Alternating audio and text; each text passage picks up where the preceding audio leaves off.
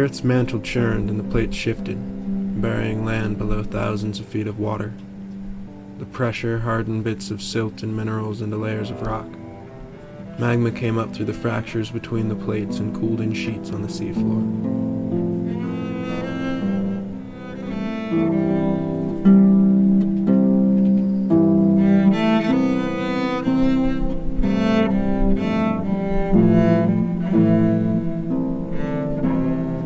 The land shifted again, and the sea level dropped until the newly formed rocks were exposed to the air. Earthquakes shook the layered rocks until sections stood vertically along fault lines, pillars and plateaus rising above the flat expanses of an ancient wetland.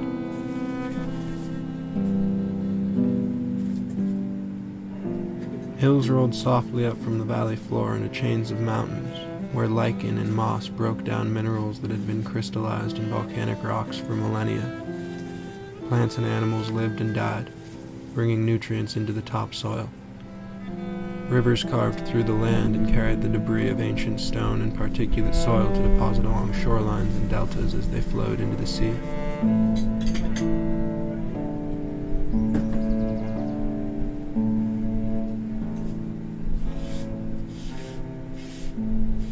The atmosphere grew cold and ice covered the land. For 16,000 years, the mountains were hidden below glaciers and snowcaps. The air began to warm again and the ice started to melt. Water ran down into the oceans and evaporated off the surface. The warm air carried water molecules inland until hills and mountains pushed the wind streams into higher altitudes. The pressure increased and the temperature dropped until the air couldn't hold the water anymore and it started to fall. Rain seeped into the soil and snow accumulated on mountain tops.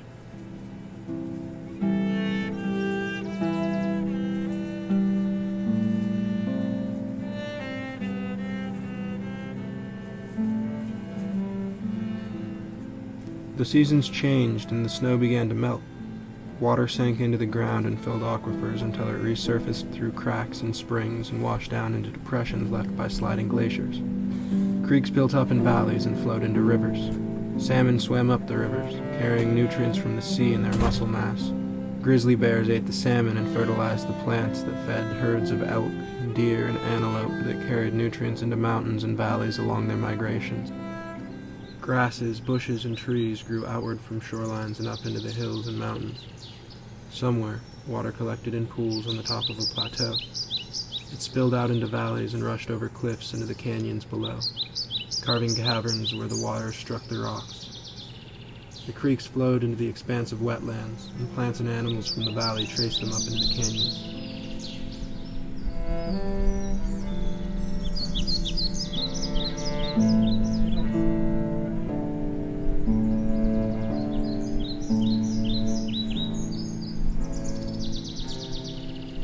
After trekking across miles of rainforest and desert out of their mother continent, and through the mountains and jungles to the northeast, and then southeast across a belt of land and ice into the northern reaches of a massive, uncharted island, human beings found their way into this corner of nature. They lived with respect for the land, watching the birds and the plants, and traveling through the grasslands and forests with the grazing animals that fed them. They cared for the plants, protected the forests from destruction by burning out ladder fuels before they grew big enough to endanger the old-growth trees. They fed themselves off of plants and animals that they allowed to flourish by only taking what they needed.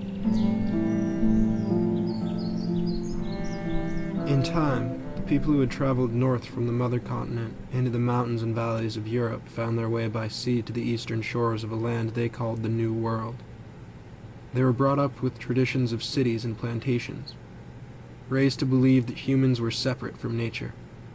They had forgotten how to live in the shelter of the trees and move with the seasons, so they cleared ancient groves for firewood and lumber. The forests fell and fields were planted with tobacco and cotton for profit. Trees that had stood for centuries became houses and churches that stretched into the sky. Slaves tilled soil that grew weary of lonely crops and began to die. Years went by, and the people grew westward, leaving behind barren fields that could no longer feed the hunger of their cities. Rails of iron cut through the land, and mountains crumbled to feed fires in the bellies of steam-powered trains and factories.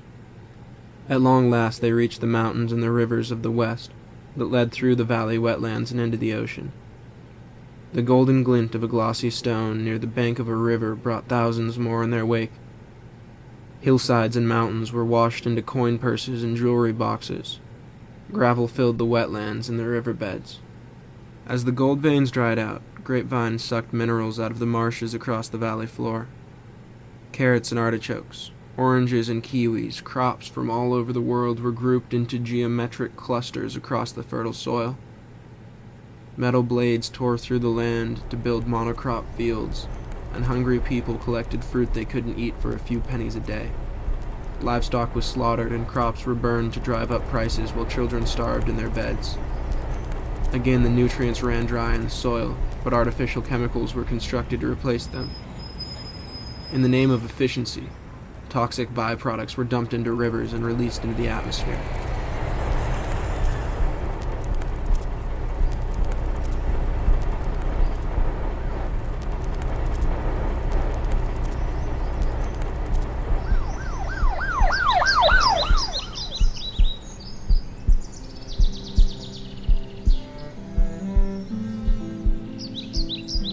Now I'm sitting quietly on the corner of a cliff.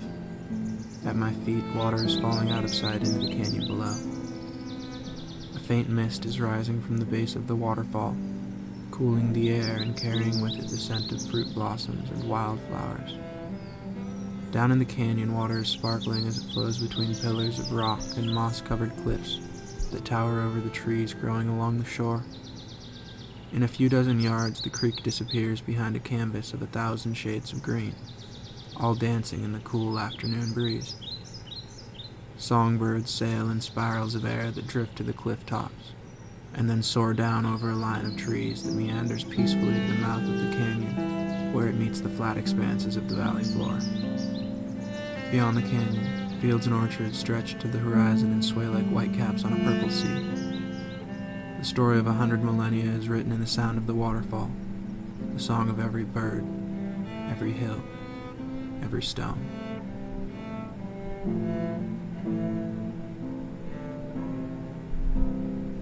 A century of agriculture has left its scar on the valley below. Fence lines and roads still cut across the land and bar animals from their migrations. Chemical pesticides and fertilizers still leave their stains in the water. The rivers carry these toxins to the oceans, where the balance is being disrupted. Plants and animals are dying in droves because these chemical changes are depleting their food supplies. A layer of smog still blankets the valley. In our greed, we are making our home uninhabitable. But as the chaos becomes more apparent, we are beginning to question our carelessness. For the sake of survival, consciousness is shifting in the minds of a generation. Passion is pulling out of the factories and into the fields.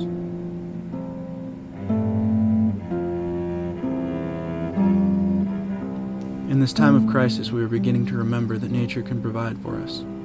Just a few miles from where I sit, a family is growing food for themselves and their community without the necessity of chemical inputs. Their soil is tilled by chickens, their weeds managed by grazing goats and cattle. The land is lush with life.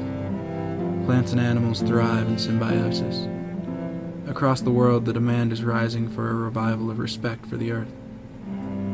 People are beginning to model their farms and gardens after natural systems. Crops are planted in cycles and paired with other plants and animals in ways that allow them to provide nourishment for each other. We are moving away from our domineering practices and coming into our role as stewards of these natural processes. A relationship is growing between humans and the land that cares for us.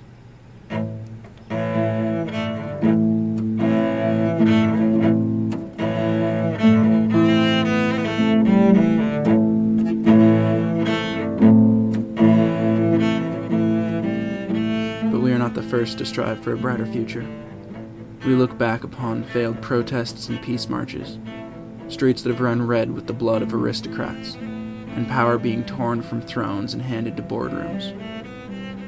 We see empires that have risen and fallen at the hands of heroes and tyrants, and we long to hear the drums of cultures that were crushed for the glory of kings. Revenge has driven millions to bloodlust in the name of justice. Conquest has caused millions more to murder in the name of a martyr. History is riddled with power and flux.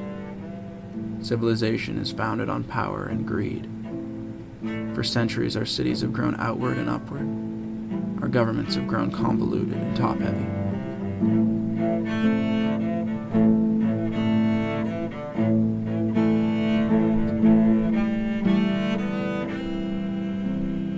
But people are pulling away from these complex systems and returning to the simplicity of necessity.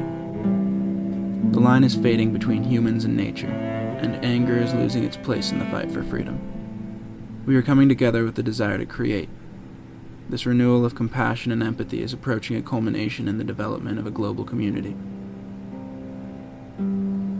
The power of this new freedom comes from the fact that we are now enslaved by a culture of consumerism, rather than the tyranny of oppression. For years, we have been at the mercy of a linear economy that has provided the basic elements of our survival. But now the structure is beginning to crumble. It is systematically failing as a result of the depletion of the resources upon which it is built. By necessity, we are beginning to remember our capacity to survive, even thrive without the system. We are building a world that cannot be fabricated through legislation or litigation, but rather must be born out of the evolution of consciousness. An evolution that is flowing through classrooms and corner stores, across fence lines and borders, and into our homes and our gardens.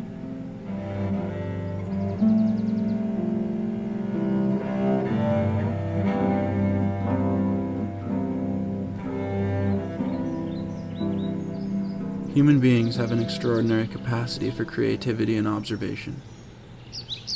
As we begin to understand the damage we are causing, it is becoming necessary to return to more conscious uses of these gifts. The ability to create chemical compounds capable of growing foods at unprecedented speeds, while contaminating natural nutrient cycles, comes with the obligation to consider our impact. But the faculty of conscious thought is by no means the most extraordinary capability of humans.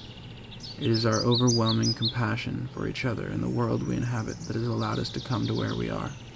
This empathy for our families and our fellow humans has kept generation after generation alive and thriving through the nurturing and protection of the community. As economic and political structures were superimposed on top of this instinctual tendency, we began to forget ourselves. We have been conditioned to look to others to provide the basic necessities of our lives, and so are free to explore other realms of human consciousness, without the freedom to survive on our own. Our culture teaches us to be content to find a place in the system, or to look for some meaning beyond life. Life is the meaning. Love, health, food, water, a garden, and a friend to share the fruit with, a warm place to sleep and familiar voices in the air, soft skin under your fingers, and eyes that smile back. Our humanity is pulsing in our veins. Remember who you are.